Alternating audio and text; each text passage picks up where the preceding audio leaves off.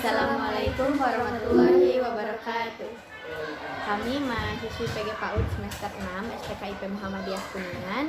Dan saya Nur Hayati dan dua rekan saya, Dea Mediana dan Ajeng Khalifatul Mataini. Di sini kami akan mewawancarai pihak sekolah dari Sekolah Dasar Islam Terpadu Al-Istiqomah Kabupaten Kuningan, di mana sekolah tersebut menggunakan metode UMI dalam pembelajaran Al-Quran. Selamat menyaksikan. Untuk pertanyaan pertama itu ada berapa lembaga di Kuningan yang menggunakan metode UMI dalam pembelajaran Al-Quran? Baik, kalau untuk di Kecamatan Kuningan sendiri, alhamdulillah untuk saat ini ya banyak yang menggunakan metode UMI itu hampir sekitar 35 lembaga. Ya, 35 lembaga, namun memang lembaga tersebut tidak hanya di pusat kota ya, tetapi Kuningan Timur, Kuningan Barat juga menggunakan metode UMI. Bagaimana metode UMI bisa digunakan di SD? Jadi misalnya awal mula masuknya metode UMI ke sekolah ini? Kalau awal mulanya itu berarti kan dari tahun 2016 ya? 2016 atau sebelumnya? Enggak, 2000, bahkan sebelum itu ya, 2013 pun sudah menggunakan metode UMI gitu ya untuk di SD Al-Istiqomah ini, dan alhamdulillah sudah 6 angkatan mungkin ya, 6 angkatan alhamdulillah yang sudah keluar, yang sudah menjadi alumni SD Al-Istiqomah. Dan untuk tingkatan anak-anak sendiri, untuk tingkatan dasar, untuk metode itu sebetulnya memang sasaran yang paling tepat gitu ya untuk belajar awal 4 SD itu seperti itu.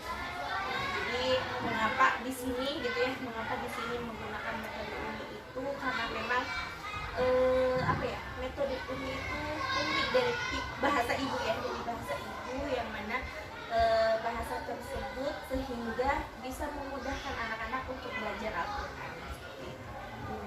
Tapi yang membawa yang menyarankan ya, sebetulnya ini ya, awal mulanya itu memang sebelum kita mengenal qiraati ya, sebelum kita mengenal tilawati gitu ya, memang kebetulan sekali untuk SDIT ini, untuk SD Islam Terpadu ini, memang yang pertama kali dikenalkan di sini itu metode UMI gitu ya. Jadi makanya kita diikutkan untuk guru-guru Al-Quran itu untuk mengikuti pelatihan atau sertifikasi seperti itu. Nah, jadi dari situlah guru-guru Al-Quran di SD Al-Istiqomah ini menggunakan metode tersebut untuk memudahkan cara anak belajar Al-Quran. pelaksanaan pengajarannya gimana? Pelaksanaan pengajarannya itu satu hari ada 3 sesi ya, satu hari ada 3 sesi. Nah itu biasanya sesi pagi, sesi 1 itu kelas 1 dan 4. Kemudian sesi keduanya biasanya di pukul 9.20 sampai jam 10.30 itu kelas 2 dan 5. Kemudian sesi 3-nya di jam 10.30 sampai jam 11.30 itu di kelas 3 dan 5. Jadi pelaksanaan pembelajarannya itu dari pagi ya, dari pukul 7 sampai pukul 11.30 itu sudah dilaksanakan pembelajaran Al-Quran.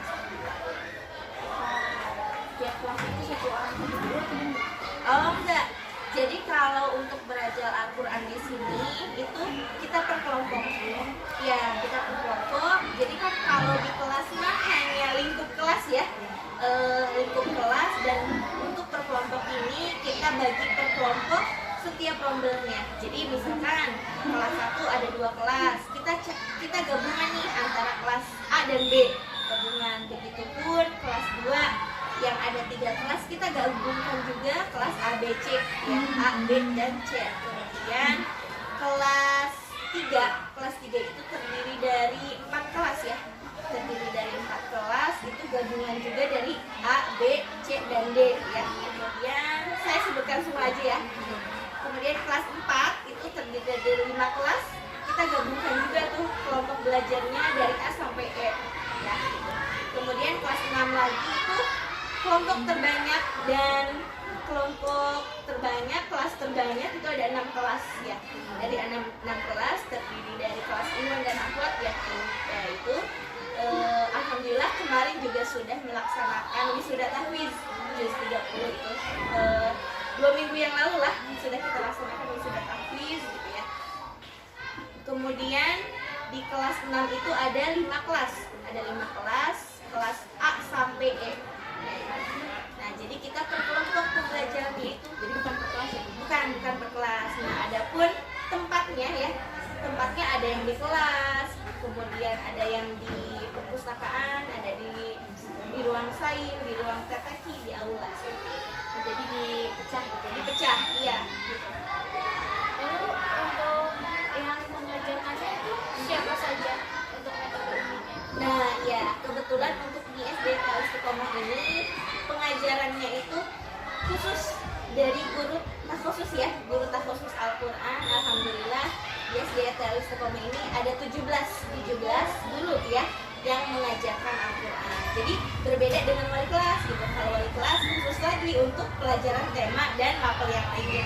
Kalau di sini alhamdulillah untuk pembelajaran Al-Quran sendiri kita menggunakan guru takhusus Al-Quran. Jadi per kelompoknya ada gurunya gitu. Ada, iya. Jadi satu kelompok itu ada satu guru ya. Nah itu minimalnya itu 8 orang, 8 anak ya. Satu kelompoknya maksimalnya 15 orang. Nah itu pun kelompok yang unggul, yang bagus gitu, yang bisa hafalannya bisa cepat gitu.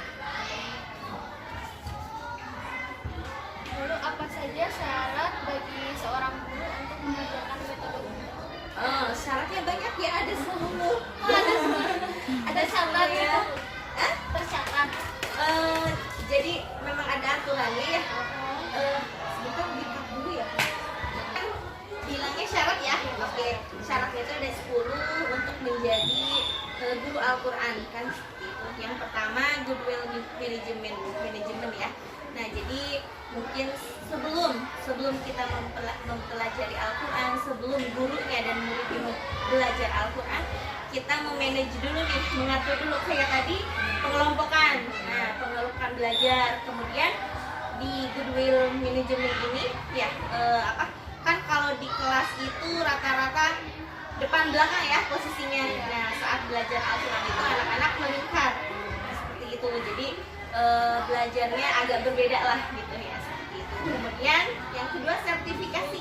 Nah, sertifikasi. Jadi siapapun itu guru yang mengajarkan Al-Quran di metode umum itu harus mengikuti pelatihan atau sertifikasi ya, seperti itu. Kemudian yang ketiga itu adalah tahapan baik dan benar. Nah, jadi di pembelajaran Al-Quran ini ada 7 tahapan. Ya, ada 7 tahapan, mulai dari berdoa, kemudian persepsi ya, atau kita menanyakan kabar terlebih dahulu, kemudian setelah itu ada sesi murojaah, terus tambah hafalan yang baru, kemudian ada penanaman konsep ya. Penanaman konsep itu pembelajaran yang baru. Misalkan kita akan mempelajari bacaan panjang atau bacaan mad. Nah, di situ menanamkan konsep kepada anak-anak ya, seperti itu. Kemudian setelah itu baru anak-anak bisa satu-satu ya, maksudnya ini dites ya, dites sama gurunya gitu. Silakan halaman berapa, uni berapa, individual ya, seperti itu. Kemudian setelah itu biasanya murojaah kembali apa yang sudah dipelajari hari itu. Kemudian yang terakhir adalah doa atau penutup. Nah, itu poin ketiga ya, tahapan yang baik dan benar, seperti itu. Kemudian yang keempatnya adalah target jelas dan terukur. Nah, target jelas dan terukur ini biasanya di setiap lembaga itu punya targetan ya. Alhamdulillah di Istiqomah ini ada tersendiri gitu ya, target kelas 1 misalkan nih dia anak kelas 1 harus menyelesaikan jilid 1 dan 2, kemudian hafalannya itu dari An-Nas sampai Al-Adiyat. Nah, itu targetnya seperti itu ya contohnya. Kemudian kelas 2 dan kelas 6 terus aja makin naik, semakin jenjangnya tinggi semakin naik juga targetannya seperti itu. Nah biasanya anak kelas 5 itu kita targetkan di kelas 5 ya wisuda. Namun alhamdulillah kemarin ada dari siswa dari kelas 3 dan 4 itu yang mengikuti wisuda juga ya, wisuda tahfiz. Jadi kita tidak membatasi ini khusus kelas 5 gitu, tetapi kita juga memberikan keruangan silakan bagi anak yang sudah selesai juz 30 maka anak tersebut harus mengikuti wisuda. Setelah mereka wisuda maka target tersebut langsung pindah ke juz 29 ya. Biasanya di kelas 5 itu sudah mulai juz 29 ya semester 2-nya. Kemudian di kelas 6 itu dari kelas 5 juga sama ya, ada pelajaran gharib, ada pelajaran tajwid, itu sudah kita pelajari dari kelas 5. Tapi khususnya itu yang sudah mengikuti cepat ya, yang kelompok unggul itu. Nah di kelas 6 baru kita fokus ke tajwid ya. Jadi kebalik, kita belajar jilid dulu nih, baru ke gharib tajwid sama Al-Quran gitu. Ya Ada yang tajwid dulu gitu ya. kan dulu ya, kalau dulu itu kita belajar tajwid dulu gitu kan, kita awalnya dulu nih tahu hukum nun sukun atau tanwinnya seperti apa. Nah kalau di Umi ini belakangan tajwidnya gitu. Kemudian mastery learning yang konsisten. Nah itu mastery learning yang konsisten ini jadi setelah guru-guru mengikuti dari awal sampai akhir itu, jadi dia itu ya konsisten gitu ya, mulai dari tadi tahapan baik dan yang benar itu dia konsisten menjalankannya dari doa kemudian sampai kemudian waktu memadai. Nah waktu memadai itu biasanya di metode Umi tersendiri gitu ya ada sekitar 70 menit. Nah dalam satu pertemuan itu 70 menit ya. Yang mana 70 menit itu sudah kita bagi-bagi yang tadi itu ya, dari doa sampai penutup itu pokoknya sudah terorganisir gitu ya dari awal sampai akhir. Kemudian quality control internal dan eksternal. Nah ini quality control ini biasanya yang menjadi penanggung jawab ya, yang menjadi penanggung jawab di lembaga ini. Jadi ada keliling gitu ya, kita kontrol kelompok mana, kita kontrol kelompok berikutnya gitu. Jadi setiap hari bahkan minimalnya seminggu 2 kali ya kita kontrol kelompoknya gitu. Yang mana saja yang saat itu anak bisa cepat gitu ya kita pindahkan ke yang lebih baik. Adapun yang agak menurun ya kita sesuaikan gitu ya gitu. Karena memang pengelompokan juga nggak asal ya, dari kelompok 1 misalkan sampai 10 ya, kelompok 1 itu kelompok yang unggul, kemudian kelompok 2 unggul juga, kelompok 3 yang masih sedikit unggul gitu ya. Terus kesini-sininya sedang baru agak sedang gitu ya. Nah seperti itu. Nah jadi tidak asal juga kita pengelompokannya. Kemudian rasio guru dan siswa yang profesional ya. Jadi rasio guru itu maksudnya ketika kita mengajar 10 anak maka kita cukup 1 guru. Jadi sesuai gitu ya, sesuai dengan proporsinya gitu ya di kelompok tersebut. Kemudian progress report setiap siswa. Nah jadi setiap pekan misalkan saya evaluasi gitu ya pembelajaran setiap kelompoknya. Nah itu kita mengukur nih apakah ada progress, apakah tidak gitu ya, ada progress tidak dari masing-masing siswanya itu ya.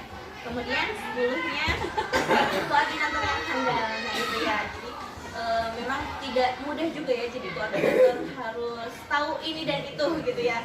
Kemudian ketika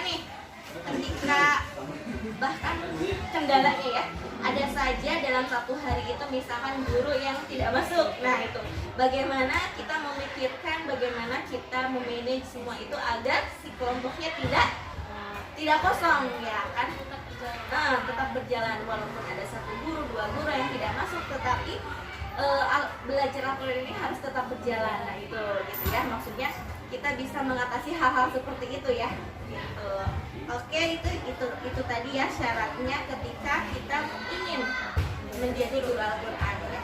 Jadi ada 10 pilar sistemnya harus diketahui gitu ya. Oke, terima kasih. Lalu Ada lagi? Oh, ada lagi ya. Apa? ada kelebihan untuk metode UMI itu tidak? Kelebihan dan kekurangannya. Oh, kelebihan dan kekurangannya. Kalau kelebihan sih cukup banyak ya. Cukup banyak seperti tadi yang saya sudah jelaskan mungkin ya. Dari yang 10 pilar itu, kemudian tahapan ya. Tahapan kita mengajar dari awal sampai akhir itu merupakan kelebihannya. Kemudian anak-anak juga kan memang kalau di jilid 1 itu ya kita belajar dari alif bata ya. A bata. Nah, itu kan cara bacanya cepat dan pendeknya. Jadi itu mungkin suatu kelebihan yang anak cepat paham gitu ya di kelas 1. Oh iya, anak kelas 1 bahwasanya huruf hijaiyah kita mulai dari huruf yang termudah A bata. Dan pengucapannya juga kan tidak terlalu berat ya. Nah, kalau kesini-sini kayak ain gitu ya, kayak ha gitu. Nah, itu mulai menantang nih bagi anak-anak. Nah, jadi kita mulai dari yang termudah itu ya. Gitu. Jadi suatu kelebihannya dan tadi ya sudah saya jelaskan kelebihannya seperti itu. Kemudian kekurangannya apa ya? Kekurangannya mungkin ini sih, tahsin ya, tahsin rutin ya. Harus apa, kalau kita sudah mempelajari metode tersebut kemudian apa ya, jadi kita harus tahsin rutin setiap 1 pekan sekali, khusus untuk guru Al-Qur'annya.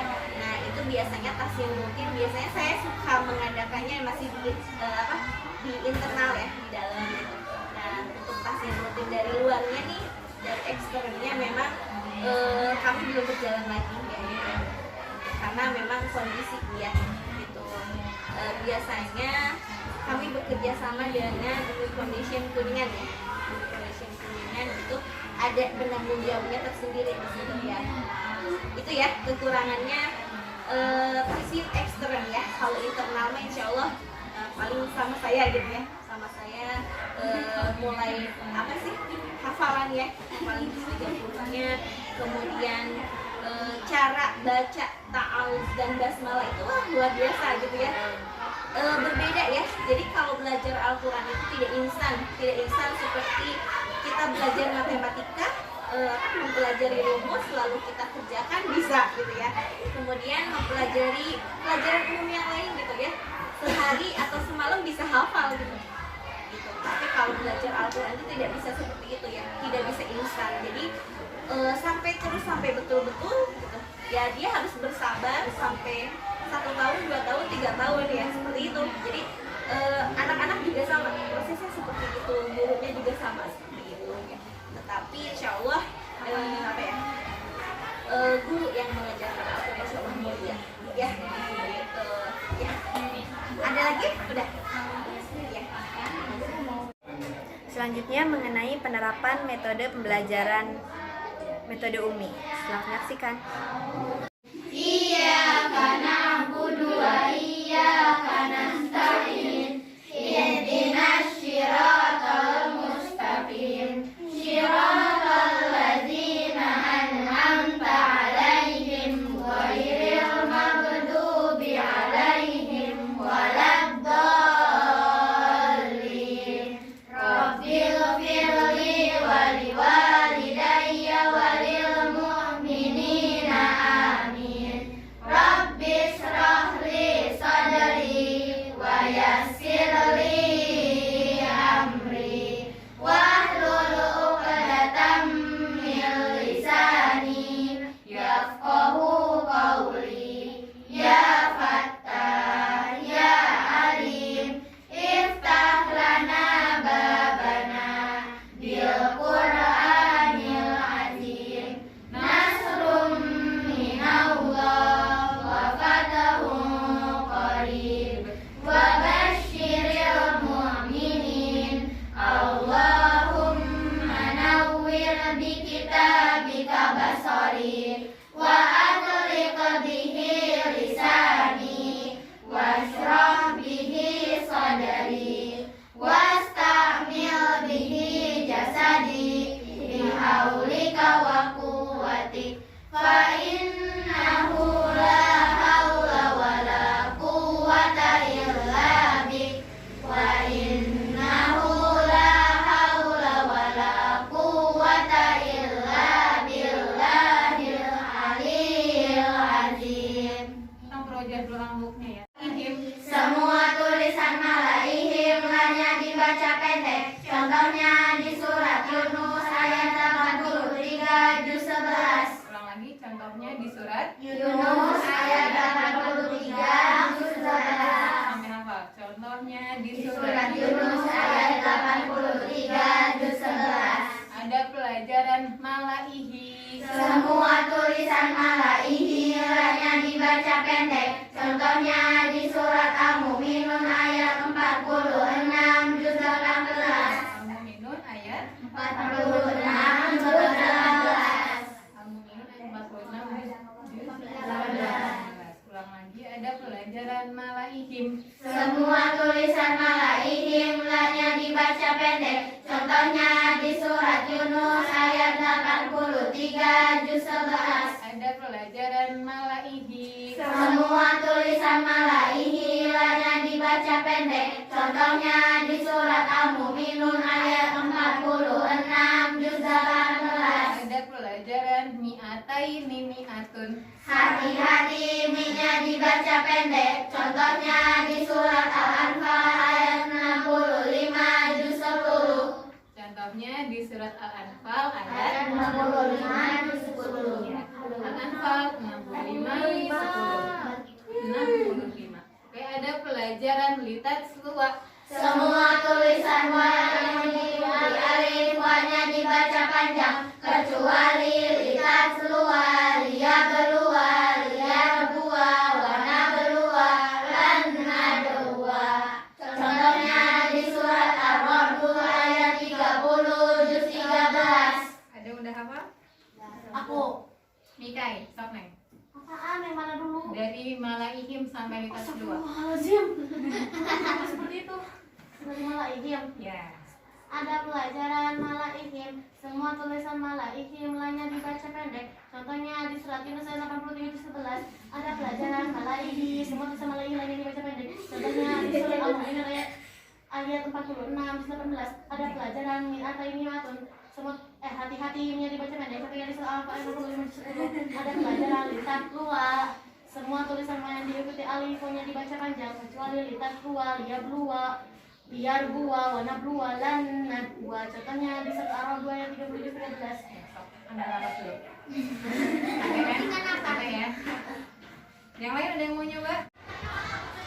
Mungkin itu yang bisa kami tampilkan, semoga bisa bermanfaat untuk kita semua. Terima kasih, sampai jumpa di video selanjutnya. Wassalamualaikum warahmatullahi wabarakatuh. See you, bye.